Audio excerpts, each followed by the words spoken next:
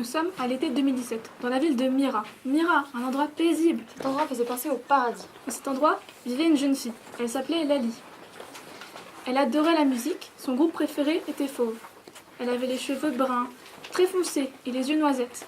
Elle habitait dans l'une des plus grandes maisons de l'avenue Aris Batista.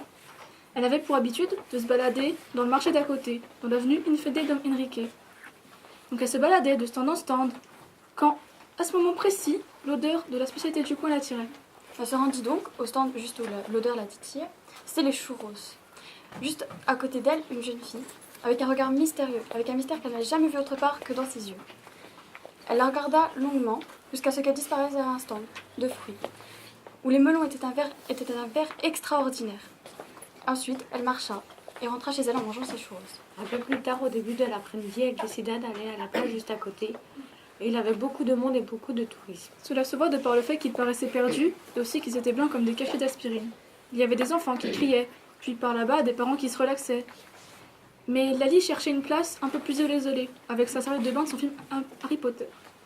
Elle s'installe à quelques pas de la mer, puis elle se relaxe, puis au milieu de l'après-midi, elle décide de se jeter à l'eau. Elle se jetait à l'eau, mais à sa gauche, elle remarqua la même jeune fille que tantôt. Les jeunes filles croisent leur regard, mais elles n'osent pas se parler. Lali rentre. Lors de la soirée sur le thème du blanc, qui se déroulait juste à la place d'à côté,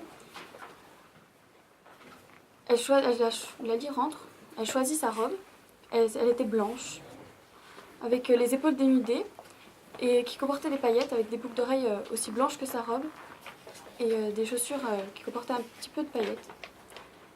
Elle se prépara, elle se rendit à la soirée. Elle en profite donc pour s'amuser, danser, et ensuite elle revoit la même jeune fille qu'elle a vue ce matin, cet après-midi. Au cours de la soirée, elle décide timidement d'aller lui demander comment elle s'appelait. Elle s'appelle Luna. Elle était en voyage avec sa famille et elle habitait en Italie. Pendant qu'elle parlait, Lali était attirée par la beauté des yeux bleus de Luna. Les musiciens jouaient leur morceau préféré, Sainte-Anne de Fauve. Pendant ce morceau, elle se rapprochait beaucoup. Elle rigolait, elle passait du bon temps. Puis la soirée se termine et tout le monde quitte la place. Le lendemain, elle décide de partir pour la piscine de Castelo Branco. Il y avait beaucoup de monde et beaucoup d'enfants qui profitaient de la base du profondeur du début. Elle s'installe sous le parasol qu'elle avait loué, ce joli parasol jaune et blanc. Elle s'installe, elle se relaxe en profitant de la chaleur de l'été. Quand Luna fait son apparition en disant que le hasard faisait bien les choses. Elles ont passé l'après-midi ensemble et pendant aussi toutes les vacances de Luna. Elles ont créé même une amitié ambiguë. L'une pensa à l'autre constamment.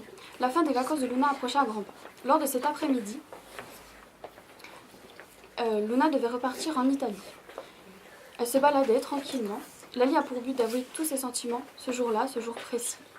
Mais d'un coup, elles entendent un miaulement. Elles suivent le miaulement et vit un chat roux dans un carton qui miaulait sans s'arrêter. Luna le prit et le calme. C'était impossible pour eux de laisser le chaton comme ça. Elle essaie donc de le recueillir. Elle rentre à la maison de Lali. Il était dans les 17h30 et l'avion de Luna était pour 18h30. Elle décide donc de l'accompagner à l'aéroport. Lali avait la boule au ventre. Elle savait que c'était le dernier moment où elle pouvait annoncer ses sentiments à Luna. Mais la peur de sa réaction la fit paniquer. Elle essaie donc d'aller à la voie d'embarquement, à la voie numéro 6. La voix annonça le départ de l'avion. Alice s'apprêtait à partir, mais Luna la retenait par le poignet pour sortir tous ses sentiments. Elle lui dit tout ce qu'elle a sur le cœur. Et lors de ses aveux, Luna lui dit que c'est réciproque. Lali embrassa Luna, lui fait signe d'y aller rapidement. Elle se sourit et Luna partit en direction de son avion. Lali rentra chez elle, triste mais aussi soulagée car elle était enfin avec la personne qu'elle aimait. Ce qui était sûr, c'est que la distance n'allait rien changer à leur amour. Maintenant, qui sait quand est-ce qu'elles se reverront. Ce qui est sûr, c'est que Lali a envie de passer des vacances en Italie.